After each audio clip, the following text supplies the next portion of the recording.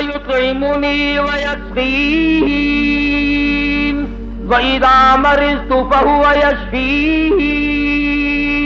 فرمایا کھلانے والا میں، پلانے والا میں، بیمار ہو جاؤ شفا دینے والا میں. اللہ لطیف بعباده یرزق من یشاء. اور میرے بندو، روزی کا معاملہ، کاروبار کا معاملہ، دھندے کا معاملہ، یہ تمام کا تمام میرے قبضے قدرت میں ہے. میں نے کسی کو ساجی نہیں بنا رکھا.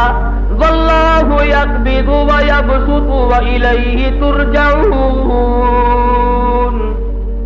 جس کو چاہوں لاکھا پتی بنا دوں، جس کو چاہوں کروڑا پتی بنا دوں، جس کو چاہوں تو جان کا مالک بنا دوں، جس کو چاہوں دین اور دنیا دونوں عطا کر دوں، جس کو چاہوں دنیا کے اندر اس ٹکڑوں کا محتاج بنا دوں، اپنے زمانے کا بادشاہ ہو، لیکن تخت شہنشاہیت چھین کر اتنا مجبور کر دوں کہ دنیا کے سامنے ذلت کے ٹکڑے مانگ کے مر جائے.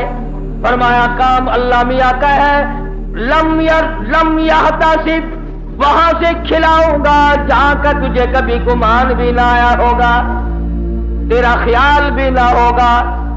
لَأَكَلُوا مِن فَوْقِهِمْ وَمِن تَحْتِ أَرْجُلِهِمْ.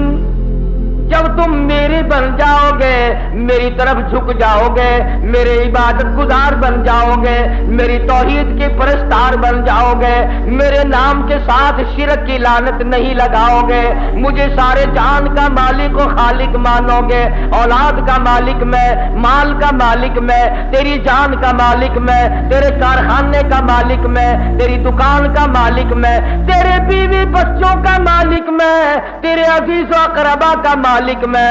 واللہ علی کل شیء قدیر.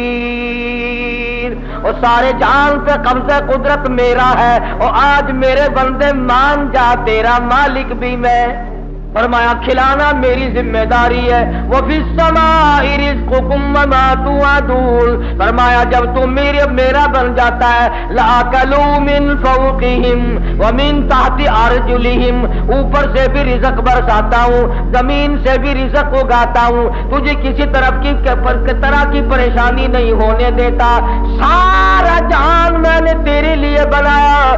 کھیتیاں سرسبز ہیں تیری غذا کے واسطے، چاند سورج اور ستارے ہیں ضیاء کے واسطے، سب جہاں تیرے لیے اور تو خدا کے واسطے.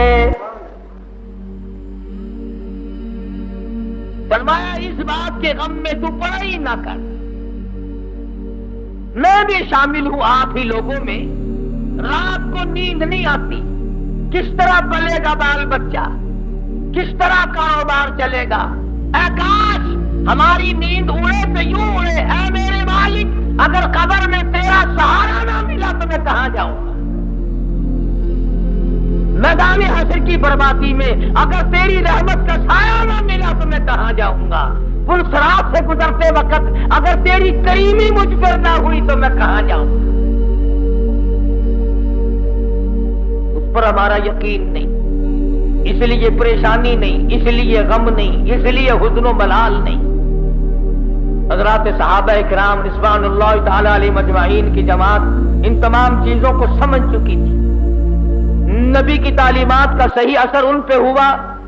انہوں نے ظاہری باطنی اخلاقی سیاسی مادی طور پر حضور کی تعلیمات کو قبول کیا.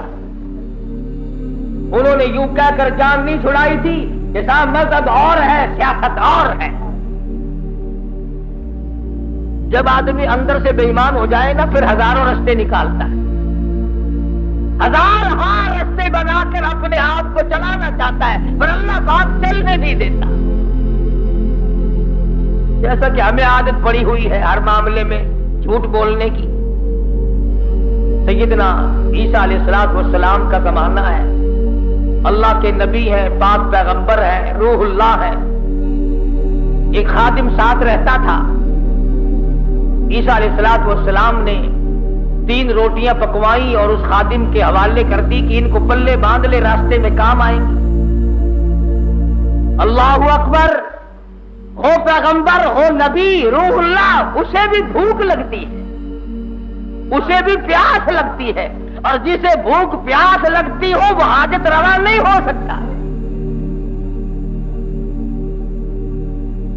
3 روٹیاں بنوا کر عیسیٰ علیہ السلام نے خادم کے حوالے کر دی۔ سفر طے ہوتا رہا، چلتے رہے، جنگل کا راستہ ہے۔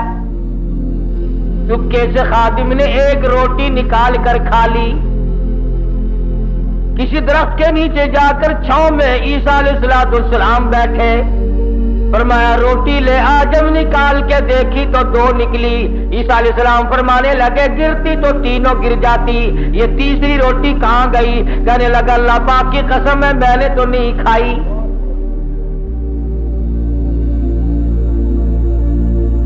جیسے ہمارے یہاں قسم کی کوئی قیمت نہیں، یوں ہی بلا وجہ قسم کھاتے رہتے ہیں، ساتھ میں قسم۔ اور علماء نے لکھا ہے کہ زیادہ قسمیں کھانا بھی جھوٹا ہونے کی علامت ہے۔ جو ہر عام قسمیں کھاتا ہے اس کو خدا کی قسم سے کیا آر ہے، کیا غیرت ہے اس کو۔ تو عیسیٰ علیہ السلام سمجھ گئے کہ اس نے جھوٹ بولا ہے، اور جھوٹ بولنے والا اگر میری ساتھ رہا تو کہیں خدا کا مجھ پر عتاب نہ آ جائے۔ نبی ڈرتا ہے اس بات سے کہ میرے ساتھ جھوٹ بولنے والا نہ رہے، کہیں اس کی وجہ سے اللہ کی ناراضگی نہ آ جائے۔ کبھی ہم نے بھی سوچا کہ یہ سوسائٹی، یہ مجلس، یہ معاشرہ، یہ ماحول جو ہر وقت جھوٹ کی طرف گامزن ہے، ہم اس سے بچنے کی کوشش کریں؟ کبھی نہیں۔ کہتے کیا کریں جی، آخر زمانے کی رفتار ہے، زمانے کے حالات کے ساتھ ساتھ چلنا پڑے گا۔ اگر قیامت میں اللہ پاک نے یہ فرما دیا کہ زمانے کی رفتار ہے، سب کو جہنم میں جانا پڑے گا، پھر کیا ہوگا؟ تو اللہ کے پیغمبر نے معجزہ دکھایا۔ عیسیٰ علیہ السلام کا ایک معجزہ یہ بھی تھا کہ مٹی کی ڈھیری بنائی اور فرماتے تھے اللہ کے حکم سے سونا بن جا، بس وہ سونا بن جایا کرتا تھا۔ جب سے یہ واقعہ تفسیر میں نے سنا، کئی مرتبہ میرا دل کرتا ہے اگر کوئی وظیفہ بتا جاتے سونا بنانے کا تو میں بھی پڑھ لیا کرتا، اور تم سارے میرے پاؤں دباتے آ کر یہ سونا بنانے کا وظیفہ ہمیں بھی بتا دیں۔ صلاۃ الحاجات پوچھنے کوئی نہیں آتا، صلاۃ التسبیح پوچھنے کوئی نہیں آتا، خدا کو منانے والی نماز پوچھنے والا کوئی نہیں آتا، خدا کے نام پر صحیح خیرات کرنے کا مسئلہ پوچھنے کوئی نہیں آتا، زکات دینے کا صحیح مسئلہ پوچھنے کوئی نہیں آتا۔ اگر میں سونا بنانا سیکھ جاتا تو سارا پاکستان اور بلکہ دوسرے ملکوں کے لوگ بھی الحمدللہ یہاں میرے قدم اور پاؤں پکڑتے۔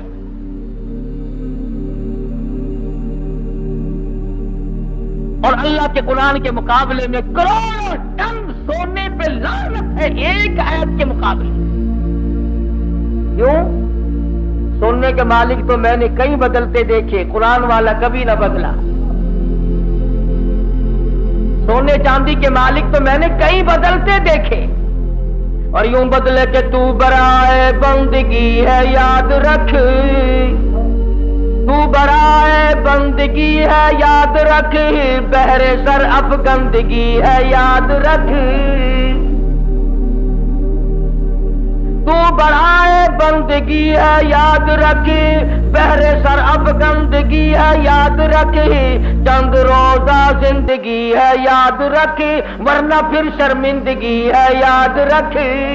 یاد کر لے اس بات کو، یا ان دنوں میں کچھ بنا لے ورنہ ہمیشہ ہمیشہ کے لیے شرمندہ رہے گا۔ تو عیسیٰ علیہ السلام نے مٹی کی 3 ڈھیریاں بنائی اس خادم کے سامنے اور فرمایا کہ سونا بن جا۔ وہ تینوں ڈھیریاں مٹی کی سونا بن گئی۔ اللہ کے نبی کا معجزہ ہے۔ شکر ہے تمہیں ایسا کوئی درویش فقیر آج تک ملا ہی نہیں، ورنہ اس کو علل اعلان خدا مانتے، علل اعلان خدا مانتے۔ یہ پیغمبر کا معجزہ ہے جو مٹی کی چڑیا، قرآن مجید کا ترجمہ کر رہا ہوں، مٹی کی چڑیا بنائی اور اس میں پھونک ماری، قم باذن اللہ فانفخ فیہ فیکون طیرا باذن اللہ۔ مٹی کی چڑیا بنائی، پھونک ماری، پھر کر کے وہ چڑیا اڑ گئی۔ اگر آج کوئی ایسا یوں کرتا نا، میں کہتا ہوں ایک بھی خدا کا نام لینے والا شاید نہ ملتا. دیکھو پرندے نہیں بنا رہا ہے. عیسیٰ علیہ السلام نے مٹی کی ڈھیریاں 3 بنائی اور فرمایا سونا بن جا، وہ سونا بن گیا. تو ایک ڈھیری تو عیسیٰ علیہ السلام نے اپنی طرف کو یوں کھسکا لی، سرکا لی کہ یہ تو میری، اور ایک اس کی طرف کو کر دی کہ یہ تیری، اور تیسری کی طرف انگلی کا اشارہ کر کے فرمایا کہ یہ اس کی ہے جس نے تیسری روٹی کھائی. یہ سونے کی ڈھیری اس کی ہے جس نے تیسری روٹی کھائی. کہنے لگا اللہ کی قسم، قرآن کی قسم، میں کھائی ہے.